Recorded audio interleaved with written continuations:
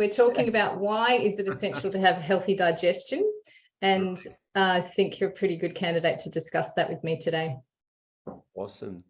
Well, look, I want to just maybe lay the premise a little bit about my own journey and also how I have learned from my own patients. And I think we are all learning every day, to be honest.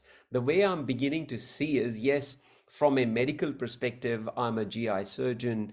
I perform operations that I've researched the gut. And in about 2016, and I'm going to go back a little bit just to give you a bit of a context as to what my journey has been in this space. And the thing is that in 2016, I realized that I had qualified for what is called as, a 10-year service period in the health service, and I qualified for a long service leave. So I decided I'm going to take long service leave. And I didn't know what should I be doing, because a lot of my colleagues were saying to me, "You're too young to take long service leave. Save it for retirement." And that's when everybody takes long service leave. And I said, no, that doesn't resonate with me. So I took long service leave, and I didn't just go out searching for more patients, because that's what people do in private practice. Now, how can I get more patients?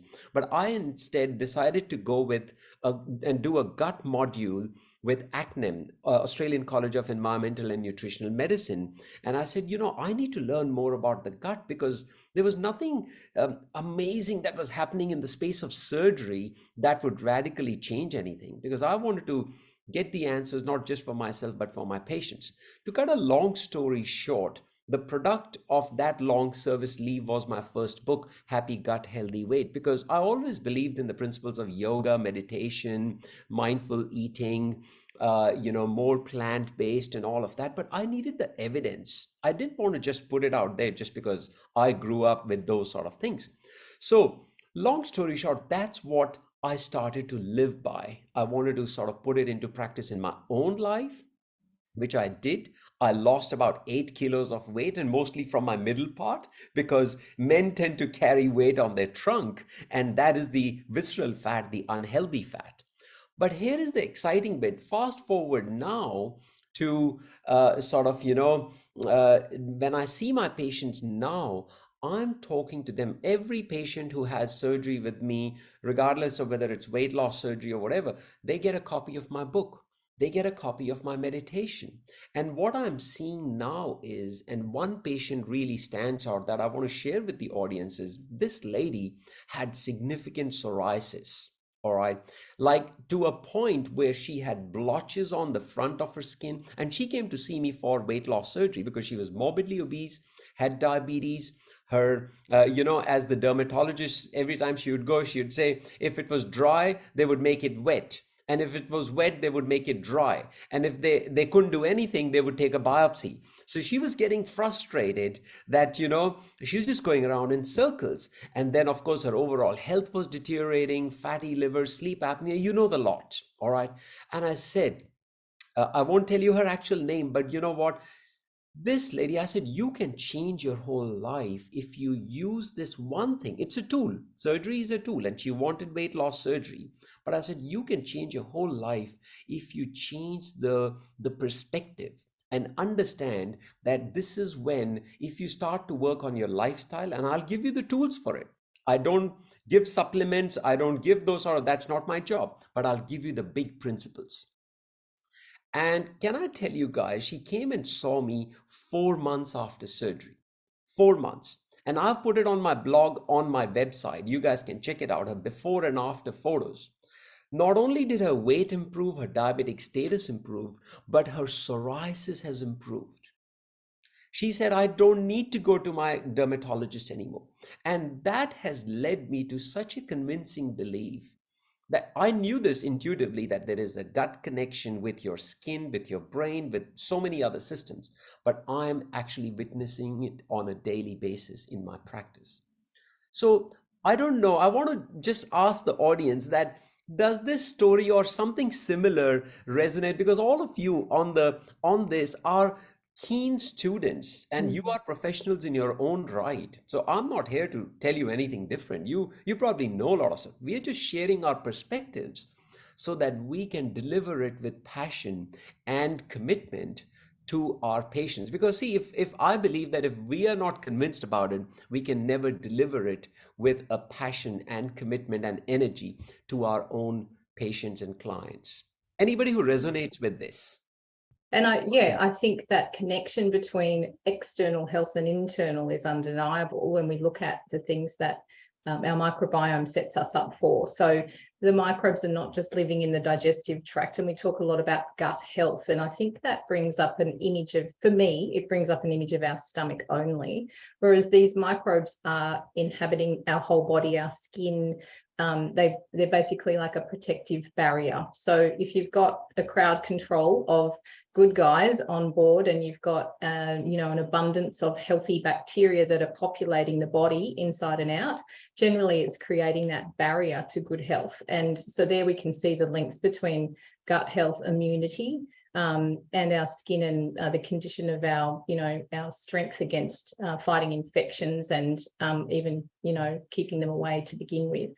I think that's valid, isn't it? I know myself, we have a history of psoriasis in my family, and the times I've seen that arise for me have been during times of really huge stress, loss of a loved one, or when things completely sort of are extenuating circumstances where diet is totally off point. There's more caffeine, there's more red wine, there's more sugar. And that's when that started to turn up for me. And it didn't matter what I did, what I did topically. It wasn't until I changed what I was doing internally. It's like putting out the fire with psoriasis, I believe. It's like that internal fire where things are acidic and off balance, and we're not as robust as we normally are. And it's also an autoimmune condition, so it can spark those sorts of things when we do have other complex stuff going on for the immune system as well. So Yes. I think there's huge links. Thank you.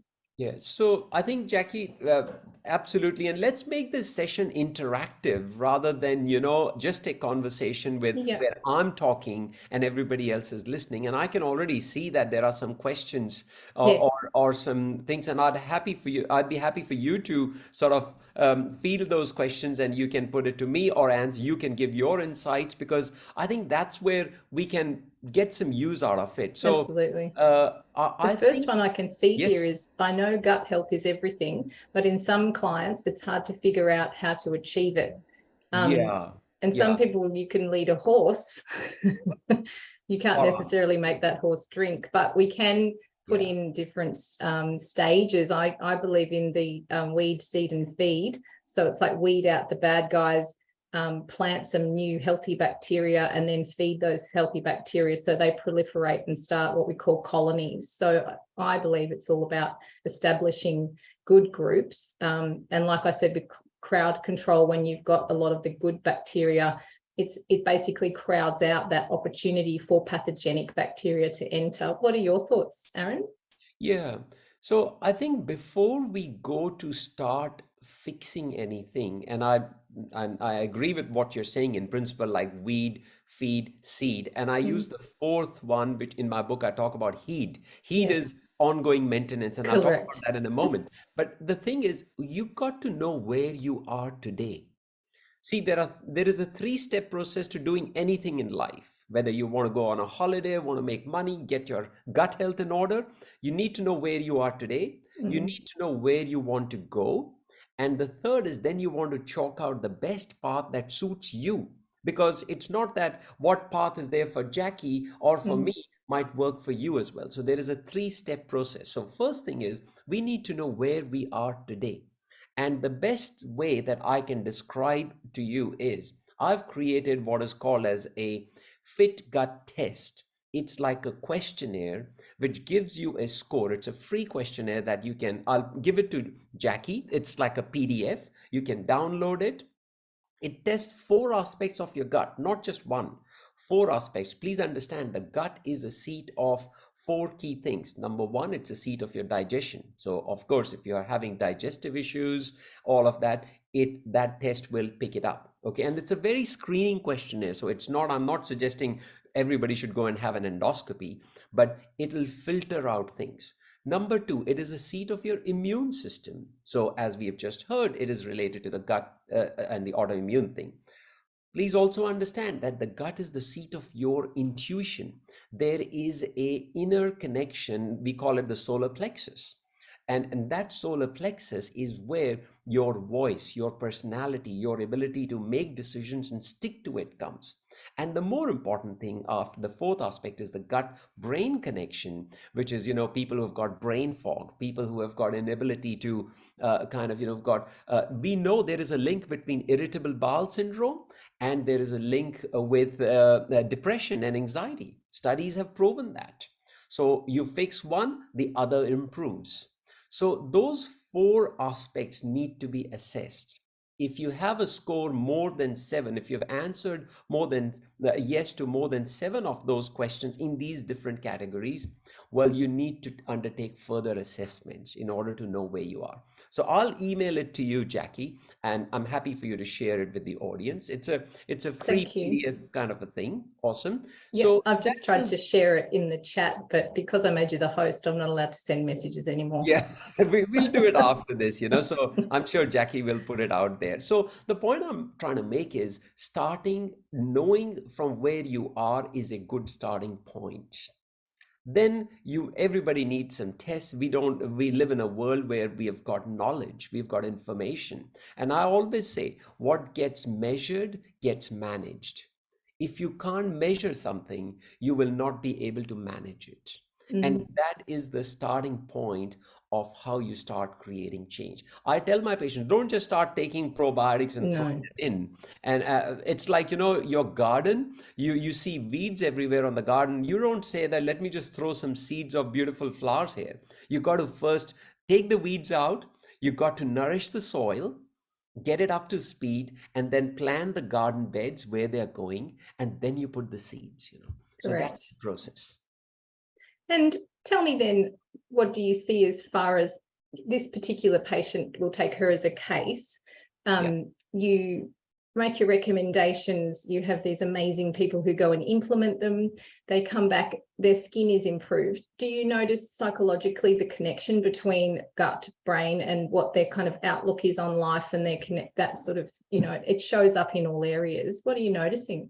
Oh, look, can I say this? When Amanda, and Amanda is not her real name, so when Amanda came to see me after her surgery and 4 months, this was her second post-op visit. So first visit after surgery is generally at about like 2 to 3 weeks, which is when we want to make sure the wounds are healing well, everything is good.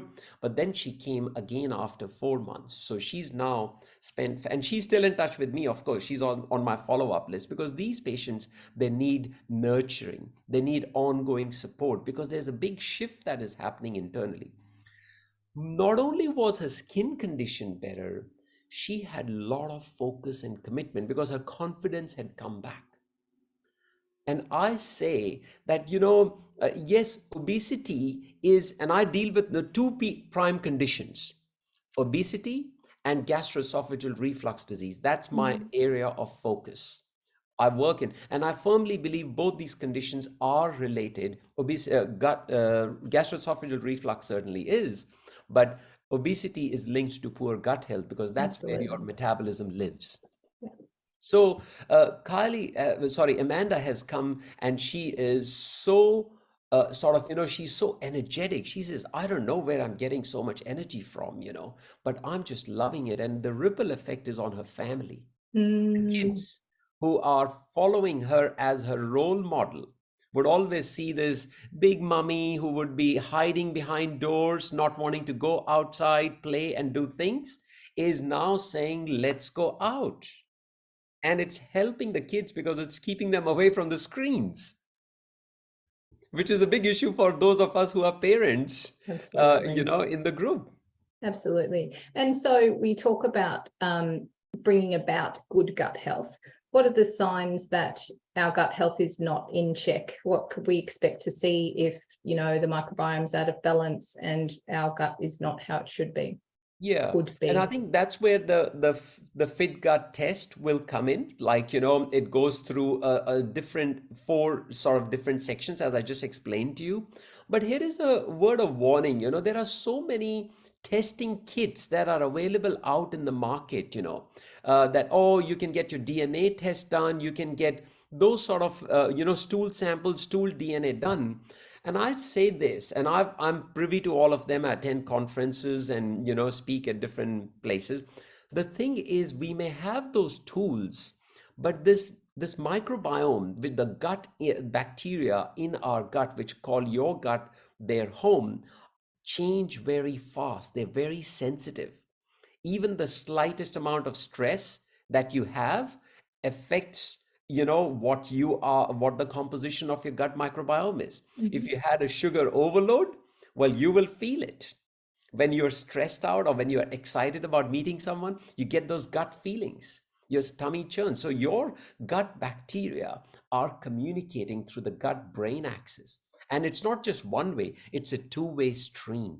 So I think it's important to recognize that there is a lot of noise out there, and this is where you need to be working with a qualified practitioner who can give you guidance that, okay, this is the results, this is what we understand so far. Our knowledge about all of this is in its infancy. I'll say this, even though there are a lot of studies that are coming out, we are still not sure how to correlate A with B. You've got diabetes and you've got this bug in your gut. Well, we don't know how this is related, whether it's a cause or an effect. That we don't know. So may I ask you one question from the chat? Yes. One of our, is it Mel, I think? I have ulcer since surgery and I'm still on reflux meds twice a day.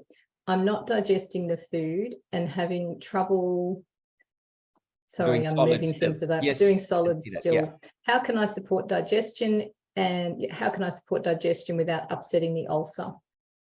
Beautiful. And there's a comment on also overactive mast cells and reactive to salicylates and amines. Now, Mel, look, can I say, I don't want to be giving specific advice without knowing what your specific situation is. We talk about ulcers since surgery in the context that, is it a surgery that was on the gut? I don't know. There are a lot of unknowns here. So your question is very specific and it is very, very pertinent to your specific condition. And I do not have enough information to be able to make a comment on this. I can say this though, that our rampant use of proton pump inhibitors, which is medications that suppress acid in the stomach. And when I say rampant, I mean, I've made a separate video on this specific topic on gastroesophageal reflux disease and its implications, and what these use of these medications is doing to our overall gut health. Suppression of acid in the stomach to fix reflux is a band-aid treatment. It is not going to work in the long run. The acid in the stomach is required not only to digest things, but also to protect us from bacteria, parasites that are, not meant to be going into the digestive tract. But here is the most important thing. That acid is required to break down nutrients from the food so that it can be released for absorption. Like iron cannot be absorbed without acid in the stomach. It just cannot be. So we are seeing iron deficiency anemias, and we are thinking it's because of the ulcer, but it's because of the reflux medication. Plus, these reflux medications were touted to be very safe. I remember when I was in med school and surgical training, when these came out, they were like very safe. You can give them for years. But now we know it is linked to sudden death. It is linked to strokes. It is linked to dementia. Now, how much of proof do you need to be able to say that, no, I'll keep taking them and I'll wait for other medical issues to kick in before I decide to turn it off, Correct. And again, I'm not saying stop taking it right now. If you have an ulcer, please take it. Absolutely. But follow the advice of a qualified person who can take you to where you want to be. Correct. I think the short-term use of proton pump inhibitors, however, some patients we see have been taking them for up to 10 years, and they're showing, iron absorption is inhibited, calcium absorption, all sorts of things, and the microbiome is a total mess, and we're expecting recovery and, you know, cessation of their symptoms, and we're not really doing anything to fix it. Yeah, and can I just say I can see a few other like very specific questions, but I want to say that, you know, I would not be able to answer specific questions, but here is what I can give to people who are asking these questions, because clearly it is topical. There are these three things you can do. And you can firstly go straight onto my website, which Jacqui can put it on the link, or you can go to centerforweightloss.com.au, and there is a fit gut cheat sheet on this. Jacqui, I'd be happy if you wanted to put it, but I was able to put it in the chat. I've reclaimed host status. okay, all right, good. So fit gut cheat sheet is there. Those are three things, but here is what I want to just give a bigger picture. There are three reasons. As Hippocrates said, the father of medicine, first do no harm. Don't hurt your gut first. Okay, so the three things you can do from today onwards, and these are three broad categories. Number one is you got to work on understanding and educating. Understanding comes from educating yourself. When you start taking in, like attending meetings like this, going and reading books and things like that. So number one is educating yourself. What it'll do is it'll make you aware the amount of damage that we are causing to ourselves by our own choices. Such as, I'll give you 2 or 3 examples. Number one, hand hygiene culture. Now, I'm not saying stop using hand sanitizer, but use it judiciously. Okay, and that is where the first thing comes is use of hand sanitizer in our world of where we want everything sterile and absolutely no bugs is not possible. That's number one, because these bugs help us. We know this. Number two, things like in the same category, excessive use of antibiotics, excessive use of medications like PPIs, Nexium, Somac. Ask your doctor, why am I on this? Can you change it to something else? Do I need a test to prove that I have a problem? I know a lot of GPs are well-meaning, but they just give repeats, just because it's easy for them. All right, I'm not criticizing GPs. Please don't misunderstand me. We are all well-meaning people, but that's where it is important to understand. The second broad category is about toxins that we give to ourselves. Toxins by way of the foods that we consume, such as, you know, I'm sure everybody's heard of Roundup, glyphosate. Check up your urine glyphosate level.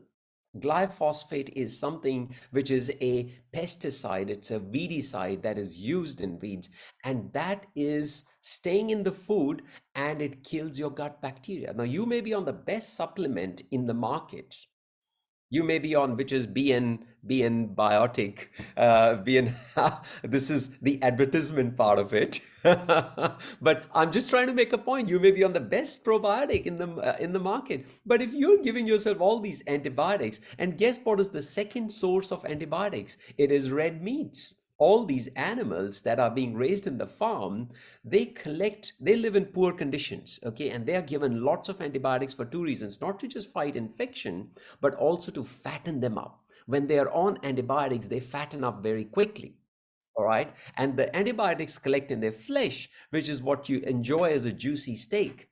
And research has proven that the highest concentration of antibiotics is in the muscle of the animal, which you consume, and you are giving those antibiotics to yourself. And not only that, you're giving yourself pesticides, herbicides, which all of these animals consume. So start working on that. And the third big category is your lifestyle.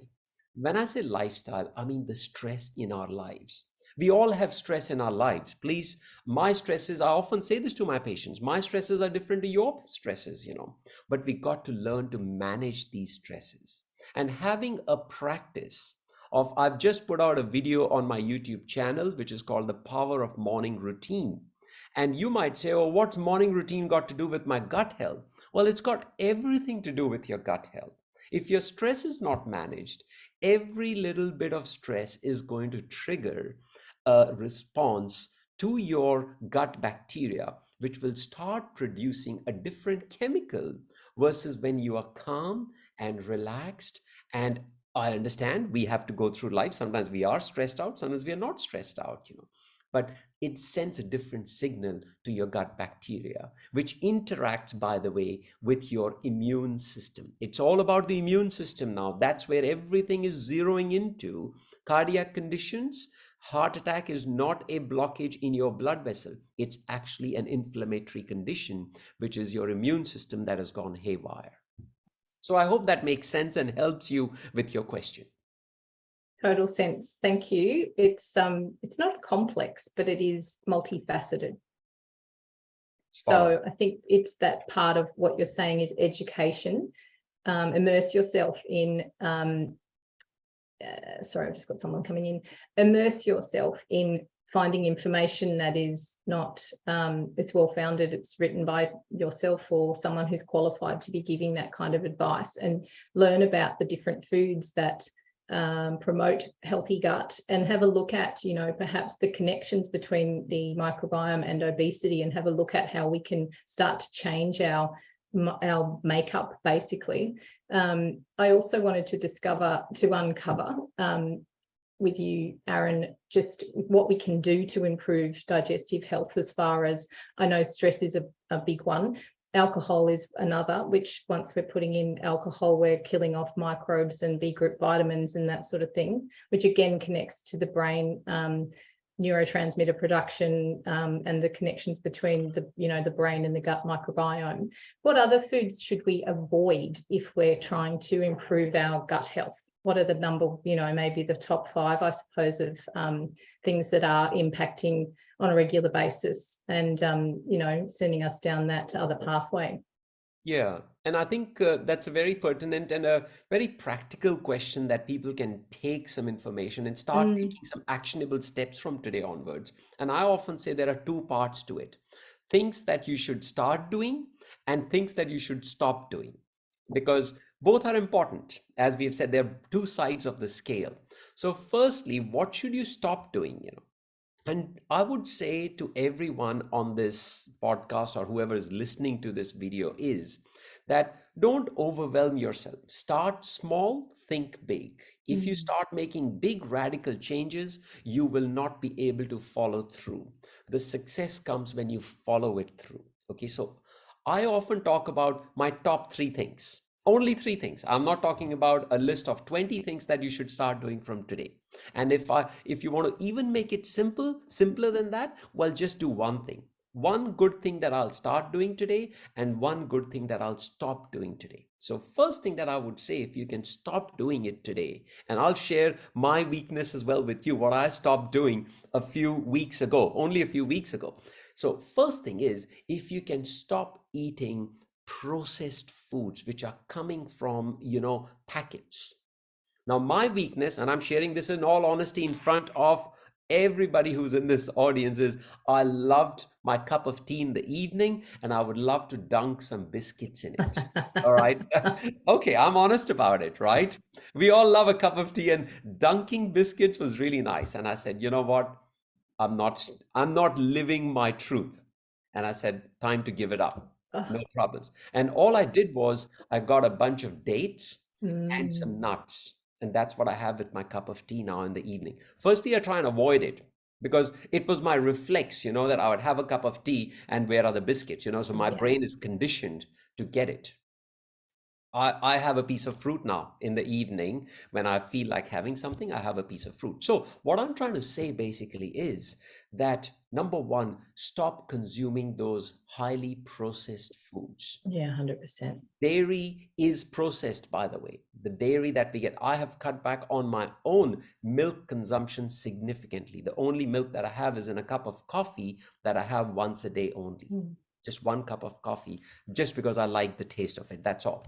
I've switched over to almond milk. If at all, I'm having oats in the morning. So predominantly consuming. So this is what you stop doing. Anything that you gets from the packet, you reduce it. Number 2, what do you stop doing? Stop consuming a lot of dairy. Dairy includes cheese. Cheese, if you go and look into studies, eggs, people think eggs are really good because we live in a culture of protein. Everybody talks about protein because carbs are bad, fats are bad. But please understand, your body needs balance. Just like nature needs balance, and all this environmental, global shift that we are having in climate change and all that is because of imbalance, overconsumption. And that's what I would say, balance your consumption of these macronutrients, proteins, carbohydrates, and vitamins. And the third thing that I would suggest that people stop doing is that engaging in things that cause you to eat mindlessly, such as, watching TV and putting food in your mouth, working on your laptop and putting food in your mouth, because those are, or watching your Instagram or Facebook or whatever and putting food in your mouth because you just don't know how much you're consuming. That's called mindless eating. Your body will tell you what it needs. Trust me, I feel like having a chocolate after dinner, and I don't have it with a sense of guilt. In fact, Jacqui gave me these vitamin D infused chocolate balls, and they're like, a good dessert with a cup of tea at night. I was about to say that before. It's like you should be dunking your BN chocolate in your tea because they are great in the evening if you just need something little. And also, if you cut out dairy, you need your calcium too. So it's a great combination. So that's the side of things that you should stop doing. What you should start doing is, again, three things. This is there on my cheat sheet, by the way. Number one, I would really say this with like a lot of conviction that predominantly whole food, plant-based diet. If you can have more plants, nuts, seeds, fruits, vegetables, legumes, and beans. Why? Because they are going to feed your gut bacteria. And when your gut bacteria are fed with good stuff, because they only need one thing, which is plant-based fiber. They don't need muscle fiber from the animal. They need plant-based fiber. A lot of people think that, fiber is the same, whether it is coming from animals or plants. It is not the same. All right. So when you feed the good bacteria, then they restore balance with the good and the bad bacteria. The percentage is about 80-20.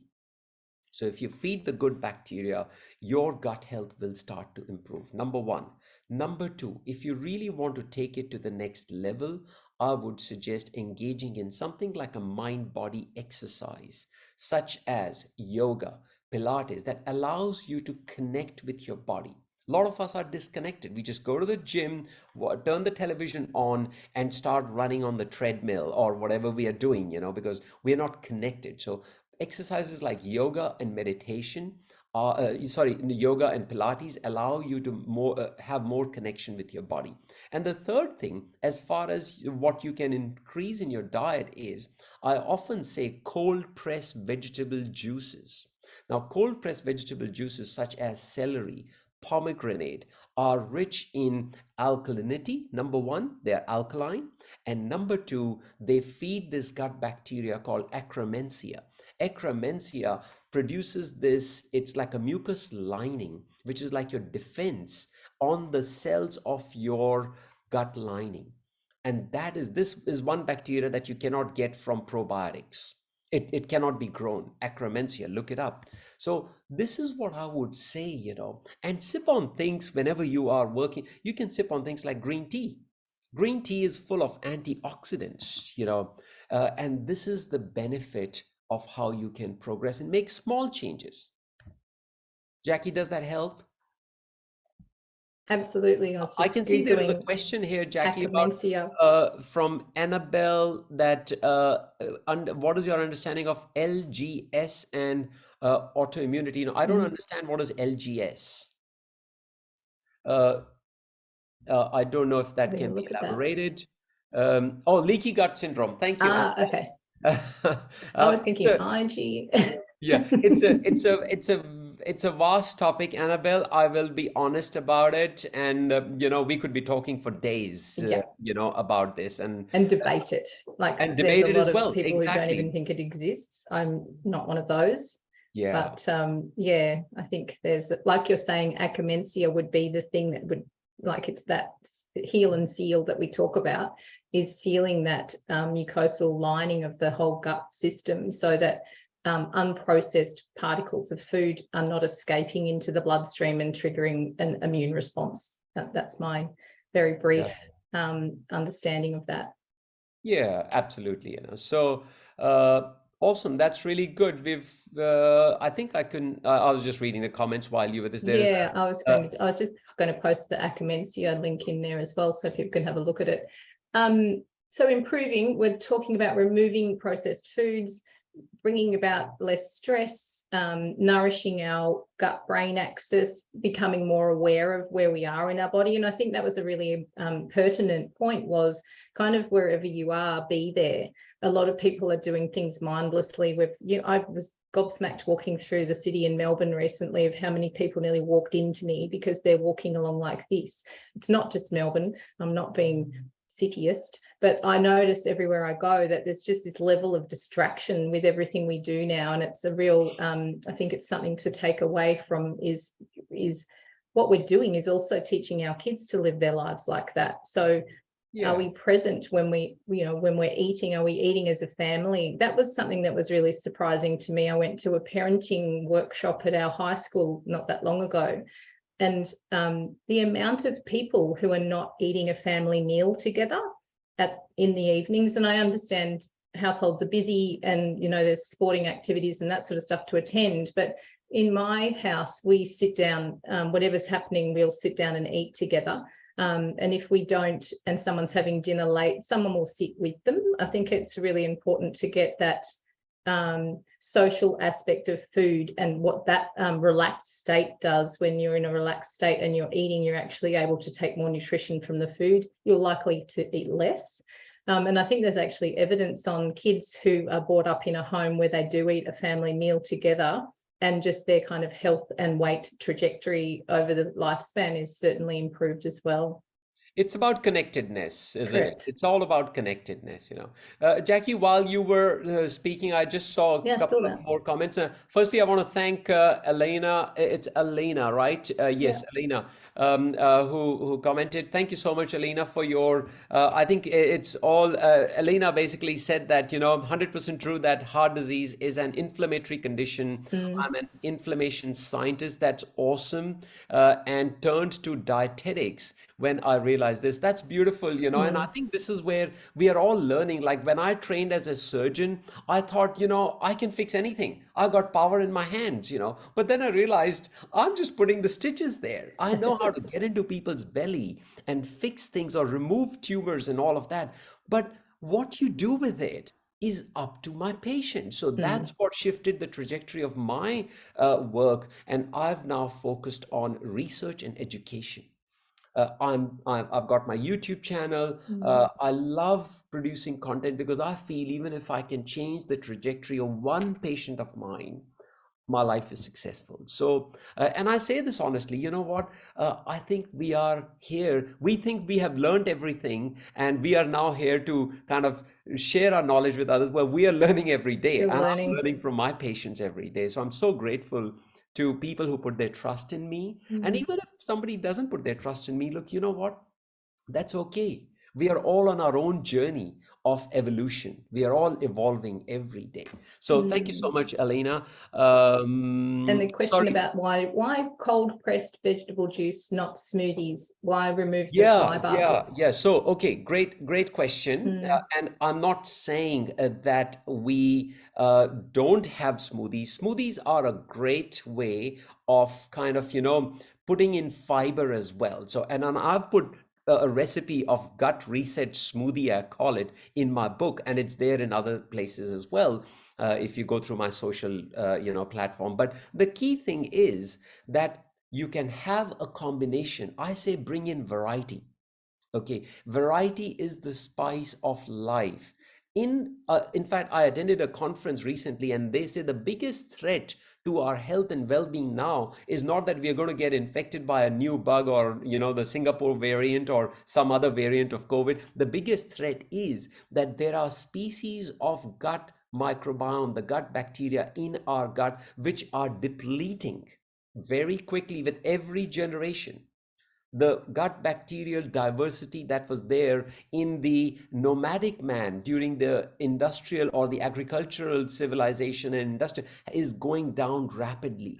So it's the diversity that we need to promote. So have cold pressed juices. Why I like cold pressed juices is because of the rapid boost of, I don't recommend having just through a normal juicer because that creates heat and it burns down, or it kind of, neutralizes a lot of antioxidants. That's why I promote, or I'm in favor of cold pressed juices. Celery juices, my favorite, with carrot and with a bit of pomegranate. But if you can put things in your smoothie, well, go for it. I do not see any problem. I just like to bring in variety. That's all. Good point. And let's talk about supplements and healthy digestion. Are there a range of things you recommend as far as supplementing goes, or do you look more for healthy lifestyle? And how do they interplay together, healthy lifestyle and a good supplement? Absolutely. So my first point is, why do we need supplements? Okay, a lot of people say, oh, why do I need supplement? Okay, the basic thing is twofold. Number one, there are toxins in your environment that your body is being faced, or body is having to process. And these toxins have increased significantly since your grandparents were existing. So we are throwing out a lot of pollutants in this. And just like your car needs a regular service and an oil change and a filter clean, your body needs that too. And these supplements provide you with the key ingredients that allow your body to function optimally. So that's number one. And number two is to fix up any deficiencies. So the way to make a plan of what is it that you should be taking is to, once again, start with some tests. Do a detailed blood panel. Now, I can see that somebody has best places to go to your GP and get a full detailed blood panel done, because that will allow you exactly what all tests you need to do to get an idea of where vitamin D's and other things are. I call it a full metabolic profile. So that's the first thing. What do I take? I'll share with you what I take, because your blood test will show up things which will allow you to fix certain elements in it. Say if your vitamin D is low, then you need to take a higher dose of vitamin D. What I take vitamin D every week, because thanks to living in Victoria, we don't get as much sunshine as you guys, Jacqui. So, and plus, there is a risk of all these UV damage and all of that. So vitamin D is something that I take. I take once a week capsule, which is 7,000 units. It's easy. I take flaxseed oil. I'm a plant-based guy. I've been a vegetarian. I don't use terms vegetarian so much now because it connotes a different meaning. I'm mostly a plant-based guy. I don't drink alcohol. I don't eat meat. I don't eat fish and anything, but I get my blood test every year. And I've been doing that for over the last 20 years. So I take flaxseed oil. Then I take a multivitamin from a good brand such as Swiss or even BN now, and you guys are pretty good in terms of the quality of the ingredient, because studies have shown that a lot of these ingredients in these multivitamins, if they are not in a good sort of format, if they're not formulated properly, they just get passed out. And that is where, and once a week, I do a detox. My detox is juicing or fruits and nuts, something which is on that particular day, I will not have anything processed. Plenty of water, exercise, walk in the park and things like that. So that's how my supplementation works, and I combine it with a little bit of, dietary modification as well. I hope that helps. It does help. And we look at, from our point of view, looking at supplementation for people who are trying to change their microbiome. We've just implemented or produced a new probiotic, which is a good starter. And I don't promote probiotics, taking them forever. But if you are trying to make an effort, it's a really good place to start, is make those lifestyle and the dietary changes. And if you're doing those, then also pop in a probiotic for even just a few months, just to establish that new, like we're saying, on the bottle, you'll notice it says 30 billion CFU, and that's colony forming units. And that's kind of what you're looking at, is establishing new colonies of these healthy bacteria that are going to create these changes in your body. The particular strains in our BN probiotic are chosen because we've kind of looked at what we see in bariatric patients. We see a little bit more food sensitivity. Some people are having trouble with dairy, some are having trouble with meat, some are having kind of almost like IBS, IBD kind of symptoms. So they have inconsistent stools. Some people suffer from diarrhea on a regular basis, others are constipated. So the strains that are in this blend are all sort of targeted at reducing inflammation and promoting that sort of regularity and calming down the digestive system as well. And I don't promote taking them forever. I just think they're a really good boost when you're looking at changing things. There's a lot of evidence on anxiety and depression and probiotic use and changing the microbiome as well. And that's the sort of thing we're seeing as people sort of do implement that and grow those new colonies of healthy bacteria. And Jacqui, can I ask, the probiotics that you guys make, they are capsule form, isn't it? Yes, yeah. So I have often said that, you can put that capsule powder in your smoothie. Yeah, exactly. And that's a good way to get the boost of your bacteria who are in the load of their own fertilizer as well, which is your smoothie, and you get the best of both worlds. Exactly. I'd like to also touch on prebiotic and probiotic, just so that we're aware. And the probiotic is pro, obviously, meaning like living, and the pre is the food for those probiotics. So you can take as many probiotics as you like, but if you're not feeding those little guys, they're not going to set up camp in your tummy. So it's looking at introducing fiber, plant-based proteins, those sorts of things. And those are the prebiotic, which is the food for those healthy bacteria, which will then crowd out negative and pathogenic bacteria and fungus and yeasts and that sort of thing. So we do see a lot of candida, thrush, recurring UTI infections, that sort of thing, in not just in bariatric patients, but across the board when the microbiome is upset. So it's looking at bringing in certain foods. There are key players in that area like oats, asparagus, garlic, all those good things that are going to feed these probiotics to help them to establish. So it's not about getting up and taking your probiotic and going on your way with your processed foods and doing everything else and drinking alcohol. It's, once you change your food intake and you support the growth of the probiotic, that's when you're sort of changing that whole system as well. Yeah. So I think in closing, we've covered so much in such a little time, and I'm just really grateful for your time this morning. Oh. And I'll also post the links to your website and to the cheat sheet at the same time. Awesome. It was a delight speaking to your audience. And Jacqui, you're doing an awesome job in educating everybody and coming out with new products, which are actually really making a difference to the broader world, but more specifically, how I see it is the bariatric community, because I think it is really important that this community needs that hand holding, the support, the support, because I always say the success of surgery is that when you've used surgery on the gut to change your mindset. That is the true success. Don't think that, you've had surgery, you've recovered, and now your weight is down to, XYZ in 12 months. No, that's not success. Lots of shaking heads here. And I can see Annette is nodding and she's pointing to her head. This is what even 100%. Though we're not operating on the brain, 100%. We're not doing brain surgery. There is a gut-brain connection. We are going via the gut to the brain. Yeah. And it will change as long as you're committed. Yeah. On the podcast, a lot of the Australian weight loss surgery podcast episodes are all about mindset, gut health, those sorts of things that, surgery isn't fixing. And it's another attempt of ours to help educate and to help motivate and also encourage different ways of thinking and exploring different avenues for bringing about, new health outcomes for everybody. And we're pretty passionate about that.